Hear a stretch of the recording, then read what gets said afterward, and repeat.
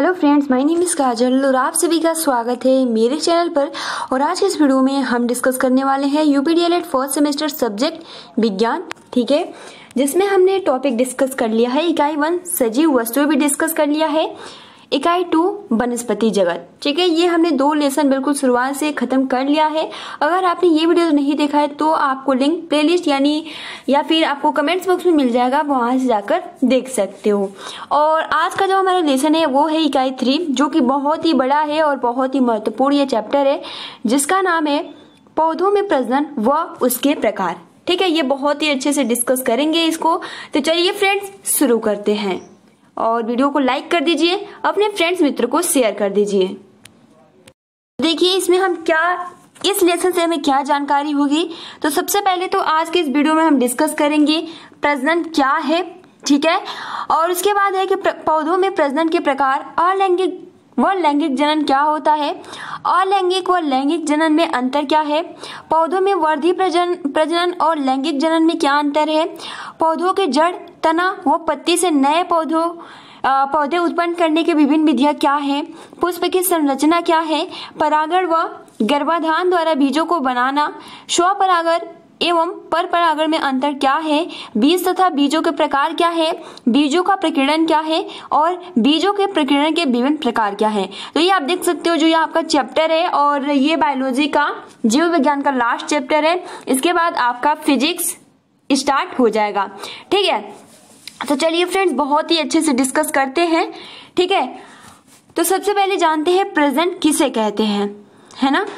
तो जैसे कि यहाँ लिखा गया है कि आपने देखा होगा कि सभी जीव, चाहे वो पादप हो या जंतु, यानी पौधे हो या जंतु, अपनी ही जैसी दूसरी संतानों की उत्पत्ति कर उनकी संख्या में निरंतर वृद्धि करते रहते हैं। और अपनी ही जैसी दूसरी संतानों की उत्पत्ति कर पाना, ये एक क्या है, प्राकृतिक जीवों का सर्वप्रथम लक्षण है। अतः आप शॉर्ट शब्दों में कह सकते हो कि जिस प्रक्रम द्वारा, ठीक है, यानी जिस प्रक्रम द्वारा जीव अपनी संख्या में वृद्धि करते हैं उसे जनन कहते हैं। अतः जनन से ही जीवों में सततता सुनिश्चित होती है। आप सभी को पता चल गया कि प्रजनन या जनन किसे कहते हैं। प्रश्न यह आ सकता है कि पौधों में प्रजनन क्यों करते हैं, ठीक है। तो देखिए इसका जो आंसर हो जाएगा कि किसी जीव को जीवित रहने के लिए जैव प्रक्रमों जैसे कि पोषण, श्वास, उत्सर्जन की आवश्यक है और ये सजीव का लक्षण भी है, ठीक है। किंतु जीव अपनी वृद्धि के लिए जनन प्रक्रिया करता है जिससे उसकी जाति प्रजाति जीवित रहे। अतः जनन करने वाले जीव संतति का सृजन करते हैं जो बहुत सीमा तक उनके समान होते हैं, ठीक है। अब देखिए सबसे महत्वपूर्ण यहाँ कुछ इंपॉर्टेंट पॉइंट्स है कि इसको थोड़ा हम जूम कर देते हैं कि पौधों के जनन कोशिका के केंद्रक में पाए जाने वाले गुणसूत्रों के डीएनए के अणुओं में आनुवांशिक गुणों का संदेश होता है जो जनक से संतति पीढ़ी में जाता है। प्रजनन द्वारा जातियों का अनुरक्षण, आबादी वृद्धि एवं जीवों के लाभकारी गुणों की वंशागति भी होती है, ठीक है। तो ये बहुत ही महत्वपूर्ण लाइन्स है। और गाइज आपको इसको साइंस के ही लैंग्वेज में समझना होगा, क्योंकि अगर हम अपने लैंग्वेज में कहेंगे और आप एग्जाम में वैसे ही लिखेंगे तो फिर गलत हो जाता है। इसलिए जैसा इसमें है आपको वैसा ही लिखना है, क्योंकि साइंस में अपने तरफ से लिखेंगे तो फिर नंबर कम मिल सकता है ना। अब देखिए इसको थोड़ा शॉर्ट करते हैं। अब देखिए छात्रों बहुत सारे उत्तर प्राप्त होंगे, परंतु यह स्पष्ट है कि हमें विभिन्न पौधे इसलिए दृष्टिगोचर होते हैं क्योंकि वे जनन करते हैं। यदि कोई पौधा एकल होता है तथा कोई भी जनन द्वारा अपने सदृश्य पौधा उत्पन्न नहीं करता तो संभव है कि हमें उनके अस्तित्व का पता नहीं चलता है। क्या कह रहा है कि यदि कोई पौधा, ठीक है, कोई पौधा है वो एकल होता है तथा कोई जनन द्वारा अपने सदृश्य पौधा उत्पन्न नहीं करता है तो संभव है कि हमें उनके अस्तित्व का पता नहीं चलता। किसी प्रजाति में पाए जाने वाले पौधों की विशाल संख्या ही हमें अस्तित्व का ज्ञान कराती है। ठीक है। और हम कैसे पता चलता है कि दो पौधे एक ही प्रजाति के सदृश समानता दिखाई पड़ते हैं? हम इसलिए कहते हैं क्योंकि वे एक समान दिखाई देते हैं, मतलब एक ही जाति के हैं। ठीक है। अब आप चाहे तो इसके लिए एक्टिविटी भी करा सकते हो, जो आपको प्रोजेक्ट मिला होता है ना, ये आप देख सकते हो, क्रिया विधि, यही सब कुछ लिखना होता है। ठीक है। उसके बाद जैसे कि आप यहाँ देख सकते हो बहुत ही महत्वपूर्ण पॉइंट्स है, जैसे कि शिक्षक बच्चों द्वारा कुछ ऐसे पौधों की सूची बनवाए जिनकी उत्पत्ति उनके बीजों से न होकर पौधों के किसी अन्य भाग से, जैसे कि जड़ से हुआ हो, तना से हुआ हो, पत्ते से हुआ हो और भूमि में लगा देने मात्र से होती है। जैसे कि आपने देखा भी होगा। ठीक है। बहुत सारे ऐसे, जैसे कि मान लीजिए आपका गुलाब हो गया, ठीक है, मतलब गन्ना हो गया, इसका मतलब गेहूं होता है तो उसका तो बीज लगाना होता है, तब वो पौधा जाके तैयार होता है। लेकिन बहुत सारे ऐसे भी पौधे हैं जो बिना बीजों के ही, जैसे जड़, तना, पत्ती, भूमि में लगा देने से मात्र वो नए पौधे का निर्माण हो जाता है। इसके अतिरिक्त शिक्षक बच्चों द्वारा कुछ ऐसे पौधों की सूची बनवाए जिनकी उत्पत्ति उनके बीज के उपरांत होती है। जैसे कि आपने देखा होगा कि उक्त क्रियाकलाप द्वारा कुछ ऐसे पौधे, जैसे कि आपका जो केला हो गया, अदरक हो गया, आलू हो गया, गन्ना हो गया, ब्रायोफिलम हो गया, इनकी बीज की आवश्यकता नहीं पड़ती है। आपने देखा भी होगा, जैसे गन्ना, आपका जो केला होता है उसका हम पौधा ही लगाते हैं, अदरक हो जाता है उसका भी, आलू होता है, गन्ना होता है, ब्रायोफिलम होता है, तो इनका बीज नहीं होता है। वैसे ही हम अगर लगा देंगे तो वो नए पौधे के निर्माण हो जाएगा। लेकिन कुछ ऐसे भी पौधे होते हैं जिनके बीज बोकर, जैसे कि आपका गेहूं हो गया, चना हो गया, बाजरा हो गया, तुलसी हो गया, ठीक, तो अगर हम जब तक इसका बीज नहीं लगाएंगे तब तक वो नहीं होता। अब तुलसी, जैसे कि तुलसी माता, ठीक है, तुलसी का अगर आप जड़ भी लगा देंगे तब भी हो जाता है। क्लियर? तो ये पूरा हो गया। और बीज बोने से अपने जैसे पौधों की उत्पत्ति करता है। अतः हम कह सकते हैं कि पौधों में जो प्रजनन होता है कितने प्रकार का होता है? वो 2 प्रकार का होता है। कौन कौन सा? तो अलैंगिक जनन और लैंगिक जनन, ये सबसे महत्वपूर्ण पॉइंट्स है। ठीक है। अब देखिए यहाँ मूल्यांकन प्रश्न की जनन किसे कहते हैं, जैसे कि अभी हमने डिस्कस किया डीएनए प्रतिकृति का प्रजनन क्या महत्व है, जनन मुख्यतः कितने प्रकार के होते हैं। तो आप देख सकते हो इसका आंसर सब आपके सामने शो हो रहा है। ठीक है। तो चलिए इसके बारे में हम बहुत ही अच्छे से डिस्कस करते हैं। तो जो 2 प्रकार का जनन होता है, ठीक है, पौधों में प्रजनन, एक तो अलैंगिक जनन और दूसरा लैंगिक जनन। ठीक है। तो सबसे पहले हम जानते हैं कि अलैंगिक जनन जो होता है वो कितने प्रकार का होता है, जो कि बहुत ही महत्वपूर्ण है फ्रेंड्स। अभी आज के वीडियो में हम यही डिस्कस करेंगे, क्योंकि जो अलैंगिक जनन के प्रकार है 5, वो बहुत ही महत्वपूर्ण है। ठीक है। तो जैसे कि मैं आप सभी को बता दूं कि जो 5 प्रकार है कौन कौन से हैं। तो सबसे पहले तो आपके सामने शो हो रहा है, मुकुलन होता है, ठीक है, दूसरा बीजाणु होता है, तीसरा खंडन होता है, चौथा विखंडन होता है और 5वां कायिक परिवर्धन होता है। तो इसको हम चित्र के थ्रू बहुत ही अच्छे से डिस्कस करने वाले हैं। तो चलिए फ्रेंड्स शुरू करते हैं। सबसे पहला आज का टॉपिक है मुकुलन, उसके बाद बीजाणु, उसके बाद खंडन, नेक्स्ट विखंडन, उसके बाद कायिक परिवर्धन। ठीक है। क्रियाकलाप को छोड़ते हैं और हम मुकुलन के बारे में जानते हैं। ठीक। तो इस क्रियाकलाप में, ठीक है, जो मुकुलन होता है, इस क्रियाकलाप में सूक्ष्मदर्शी में देखने पर दिखाई पड़ता है कि ईस्ट की कोशिका में भी छोटी, ठीक है, कोशिका में और भी छोटी छोटी कलिका निकलने लगी है, जो टूटकर पितृ कोशिका से अलग हो जाती है और एक नए पौधे को जन्म देती है, और यह एक कोशिकीय पौधों में होता है। ठीक है। तो जो मुकुलन होता है, सबसे पहला पॉइंट तो आप यही क्लियर कर लीजिएगा कि जो ये मुकुलन होता है वो एक कोशिकीय में होता है। ठीक है। और जो ये पौधे का निर्माण होता है वो अपने पितृ कोशिका से टूटकर अलग हो जाती है और नए पौधे का निर्माण हो जाता है। एग्जाम्पल के लिए अगर आप मुकुलन, ठीक, तो इस तरीके से आपके सामने चित्र भी, आप चाहो तो स्क्रीनशॉट भी ले सकते हो, है ना, क्योंकि चित्र भी पूछ देता है कि जो मुकुलन होता है वो किस तरीके से हो सकता है। तो अमीमा भी होता है, ईस्ट में भी होता है। ठीक है। तो आप सभी को बहुत ही आसानी के साथ इसको समझ में आ गया होगा। ठीक। तो इसका सिंपल कि जो मुकुलन होता है वो एक कोशिकीय पौधे में होता है जो अपने पितृ कोशिका से अलग यानी टूटकर अलग हो जाती है और एक नए पौधे का निर्माण हो जाता है। क्लियर। अब देखिए इस प्रकार अलैंगिक जनन एक कोशिकीय जैसे ईस्ट के शरीर में धरातल के कलिका फूटने या प्रवर्ध निकलने के फल स्वरूप होता है। इस कलिका को मुकुल या बड़ कहते हैं। इसके साथ ही केंद्रक का दो केंद्रक में विभाजन हो जाता है, क्योंकि पितृ से अलग हो जाएगा तो उसका भी केंद्रक हो जाएगा, तो यही कह रहा है।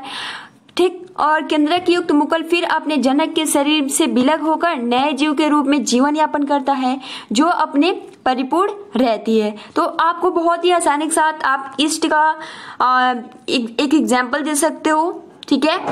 अब देखिए दूसरा जो है आपका है वो बीजाणु जनन। तो बीजाणु जनन क्या है इसके बारे में हम जानते हैं। ठीक है। तो जैसे कि यहाँ पे आपके सामने शो हो रहा है कि ये निम्न पौधे जैसे कि म्यूकर, मॉस, फर्न आदि में इस प्रकार का जनन पाया जाता है। तो सबसे पहले तो आपको क्या करना है ना, एग्जाम्पल आपको भले परिभाषा याद हो या ना हो, लेकिन आप हर एक प्रकार का एग्जाम्पल जरूर याद कर लीजिएगा। जैसे कि मुकुलन का ईस्ट हो जाएगा। ठीक है। तो आप इनका जरूर से जरूर याद कर लीजिए। दूसरा जो है आपका वो है आपका बीजाणु जनन।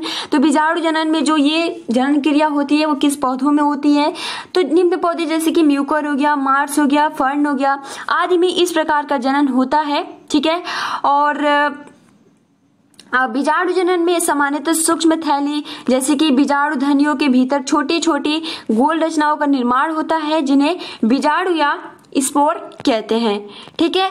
और बीजाणु के चारों ओर मोटा कड़ा आवरण होता है जिसमें प्रतिकूल परिस्थितियों में भी कोई हानि नहीं होती है। ये इतने हल्के होते हैं कि वायु द्वारा इनका प्रकीर्णन दूर दूर तक होता है। आप सभी को पता है प्रकीर्णन क्या होता है। तो प्रकीर्णन वो होता है कि एक बीज, जैसे कि आपके बहुत सारे एग्जाम्पल है और इसमें हम डिस्कस भी करेंगे प्रकीर्णन क्या होता है। जो एक बीज कहीं मतलब किसी के थ्रू मानव द्वारा, पक्षियों द्वारा, पशुओं द्वारा दूसरी जगह चला जाता है तो वहां वो उस पौधे का निर्माण हो जाता है, उसे हम प्रकीर्णन कहते हैं। तो यही कह रहा है कि बीजों के चारों ओर मोटा कड़ा हो जाता है और इतना ये हल्का होता है। ठीक है। जिससे इनका दूर दूर तक प्रकीर्णन होता है और अनुकूल परिस्थितियों में बहाल होने पर बीजाणुओं का ऊपरी कवच फट जाती है तथा उसके भीतर की कोशिकीय रचनाएं बाहर निकलकर वृद्धि कर वयस्क बनकर फिर से जनन कार्यों में रत हो जाती है। तो इस तरीके से आपका मतलब नया जनन हो जाता है। दूसरा टॉपिक जो था, ठीक है, बीजाणु जनन। तो आप ये फिगर देख सकते हो आपके सामने शो हो रहा है, इसको बीजाणु धनिया कहते हैं। जो ये आपको दिख रहा है, ठीक है, इसको बीजाणु कहते हैं। और जो ये आपका है ये गोल जैसे बना है इसको हम बीजाणु धनिया कहते हैं और जो इस तरीके से इसको कालू मेला कहते हैं। ठीक है। तो आप फिगर जरूर देख लीजिए। ठीक है। ये ऐसे ही, और जैसे कि ये म्यूकर का बनाया गया है, म्यूकर है और बहुत ही हल्का होता है। ठीक है। इसको हम कवक जाल कहते हैं। तो आप सभी को बहुत ही आसानी समझ में आ गया होगा म्यूकर में बीजाणु जनन किस तरीके से होता है। क्लियर। अब देखिए नेक्स्ट हम देखते हैं। नेक्स्ट आपका है खंडन।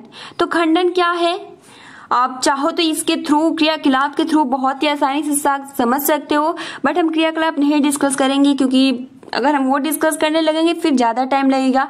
तो देखिए सूक्ष्मदर्शी देखने पर स्पाइरोगायरा या रिबन जैसा खंडन में दिखाई देता है।